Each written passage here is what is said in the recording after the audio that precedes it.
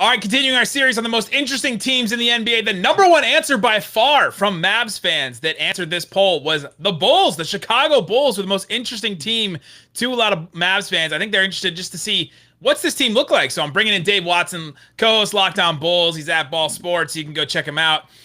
Dave, what are the Chicago Bulls right now? Well, first of all, thank you for having me here. They're a question mark because we haven't seen it on the floor yet.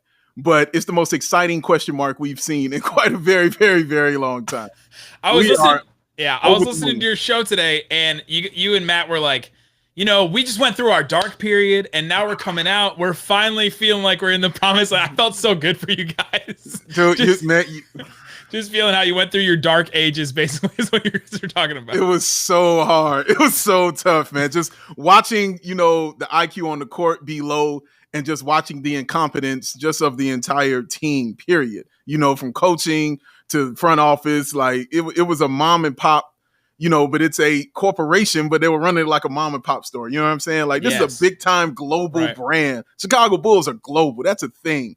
And they were running it like, they're just some regular run of the mill team that, is just, having, free turkey giveaways because people show up. Name the teams. Name the teams. Oh man.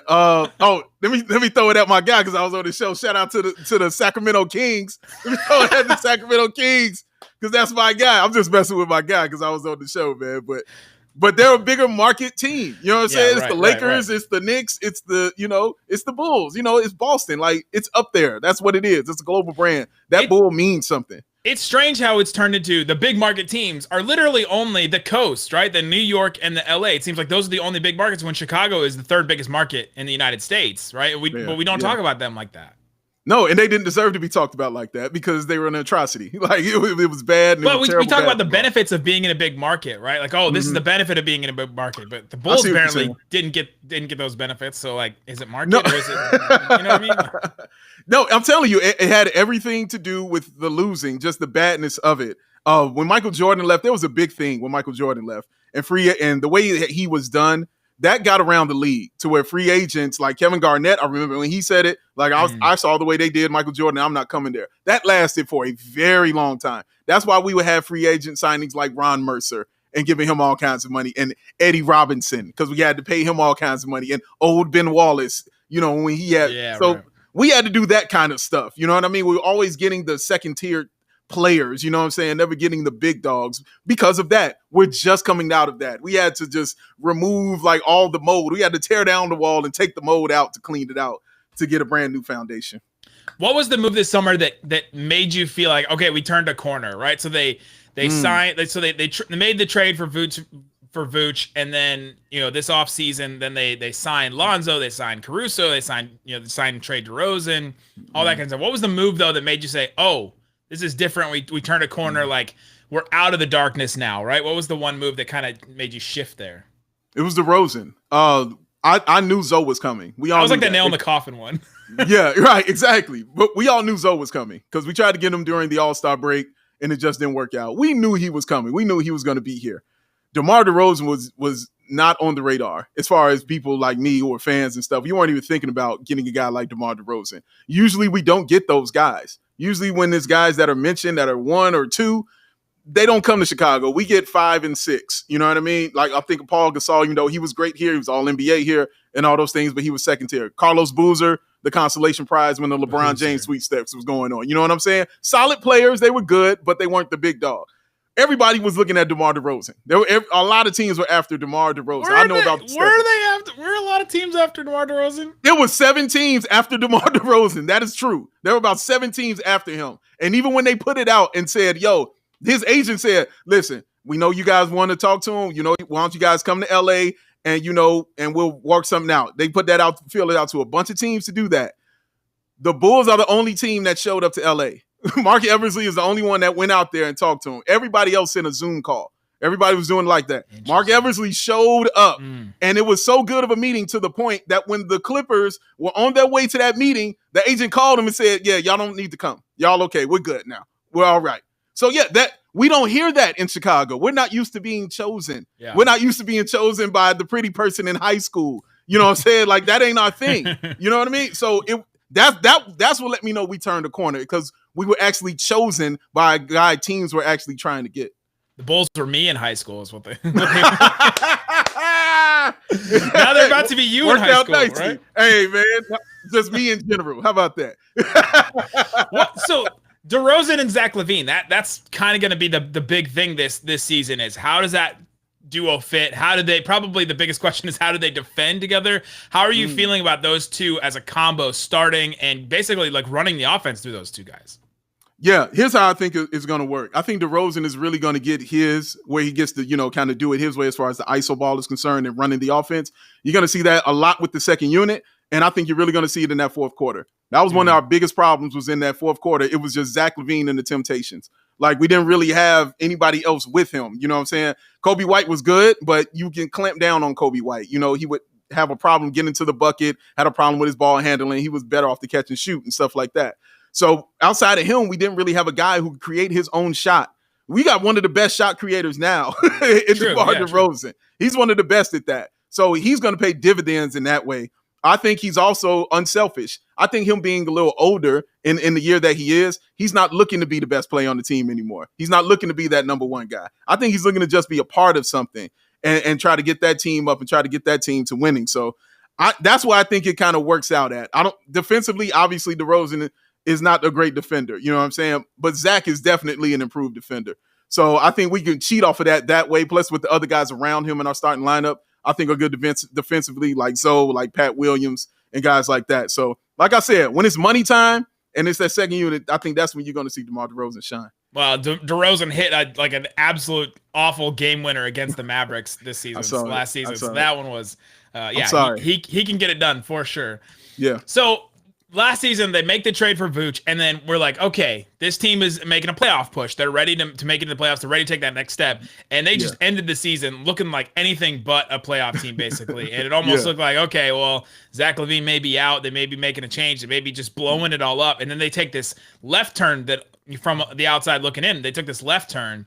What are the expectations now? Right? Because they had that terrible end of the season last year. Now you add these players. What are the expectations for this team? Is it baby steps, or are we already at the point of if they don't win a first-round series, we're going to be upset? Right? Like, are you already there?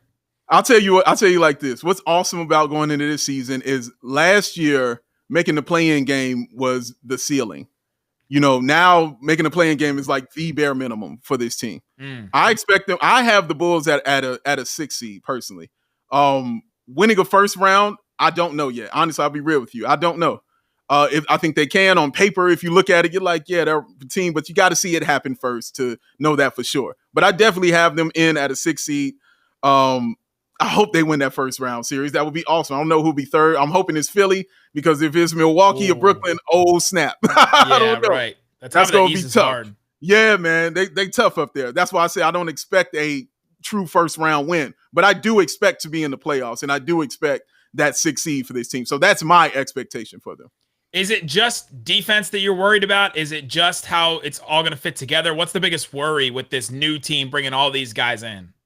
Yeah, defense is a concern. Depth on the bench is a concern. Size, I think, is a concern. They don't have any backup bigs. They have Tony Bradley. Yeah. And that's kind of it, right?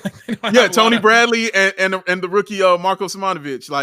That's it as far as size is concerned. And he's not a bruiser down there like that. Tony Bradley is. He's kind of that guy, get down and get the rebounds and blocks. But he's Simonovic is more finesse with his game. Hard worker, you know what I'm saying? Definitely runs the floor and will get 6 easy points because he runs the floor, and he'll be faster than any center that he's running against. But as far as, that just big man, typical big man and things like that, no, he's not that. I think they, the size is going to be interesting because they are loaded with wing depth. You know what I mean? Like, it's guys who are 6'7", 6'8", can play multiple positions, can maybe transfer from the 3 to the 4, maybe cheat at the 2 if you want to, if you're trying to play a bigger lineup or something like that. But yeah, that 5, they made their peace with saying we're going to be a smaller ball team, and we're going to be a team that runs and a team that's going to be in transition a lot. And I'm okay with that. I'm going to trust them in that sense. But the other main thing for me, Nick, is I wanted a knockdown shooter. I wanted a knockdown 3-point shooter. Kobe White is kind of that guy. I think he's set up for success this year as far as catch and shoot. It's not going to be a lot placed on him. coming off the bench. He's just going to be asked to score, which is what he does really awesome. And that's awesome. Like, yes, please, thank you. Yes, ball, shot, score, cash, wonderful. I'll take that all day long because he can score. He can definitely do that. But I wanted that guy. Like I was thinking of guys like y'all got JJ Redick and people like that. Just nobody's to be on got this team. JJ Redick now. Right. I'm just mentioning him because he was with you. Right, he was with you. Well, maybe we could go get him and see. But I would still like that. I still would like a spot up 3-point shooter for this team. That's just.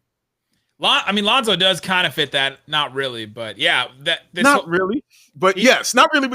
He'll knock down a shot. But yeah, that lineup with like Zach LaVine, Lonzo, DeRozan, Patrick Williams, and then you can swing, right? You can go Vooch and play a little bit bigger, or you can play. That's actually a pretty huge lineup. I guess you could go Kobe and play pretty small. You could go. Yeah. I don't know. There's a couple other guys you could just throw out. You could just throw out another wing, right? Like Derrick Jones Jr. Yeah, throw him Troy out Brown there Jr. And shut down Porzingis. God, one of the most annoying games last year playing the Blazers, and Porzingis gets shut down by Derrick Jones Jr. I was like, come on. Yeah, I apologize, man. I apologize. He's 7 feet tall. I'm sorry. I went through that with Lowry, so I understand where you're going. Oh, yeah, right. I get it. Mavs fans were ready to do that again. They wanted Lowry Markkinen. We talked about him for 3 weeks in a row. I remember, man. But hopefully he succeeds, man, because I had high hopes for him, but it didn't work out here. Dave Watson, one of the best new additions to the Locked On Podcast Network. Locked On Bulls. Go check it out. It's a great show. I don't really care that much about the Bulls, and I find myself listening to your guys' show all the time. It's what? Great. Man. Hey, it's great. I'm going to show you this, man. I'm going to show you this real quick. Just from my boy John Sabine, who you should have on your show. Somebody made him this because he is this big of a Mavericks fan. All right, you see that? It's a Bulls V with the Mavericks logo. John Sabine, have him on your show. He is this dude, man. I got Jordan in the back there. I got Jordan hanging out. Well, got his own shirt, got his own tag on it and everything. He's not playing around, man. Dang. You should have him on here, man. He's not playing. He'll be great. There you go, Dave Watson. Go follow him. Thanks for joining us. Thank you.